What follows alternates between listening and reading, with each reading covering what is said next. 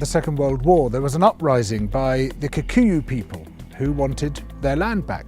The Kikuyu were herded into concentration camps and fortified villages, almost the entire population of over 1 million people.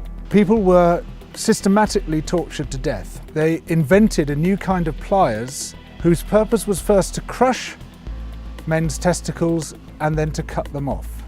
They raped women with bayonets. They raped men. Similarly, a favoured technique was to ram sand up the rectum with a stick. Sometimes they were rolled up in barbed wire and kicked around the compound until they bled to death. Some of the British soldiers boasted about this. This is within living memory. The Colonial Secretary lied about it. The papers documenting it were burnt. The impact of the rich and powerful nations has been so phenomenally murderous and destructive that it has been completely airbrushed from our national consciousness.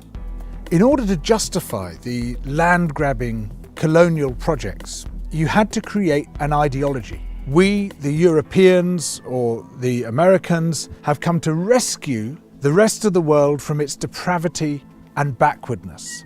But in order to do that, you have to be able to demonstrate that the rest of the world is depraved and backward. From this arose the racism that is still with us today. It was a necessary component of the colonial project. Some people might claim, well, okay, we broke a few eggs to make this omelette. It's as if all those human beings were eggs. But look at the omelette, isn't it fantastic? Look, we made this fantastic omelette. Forget about all that unpleasant stuff and let's just celebrate where we are.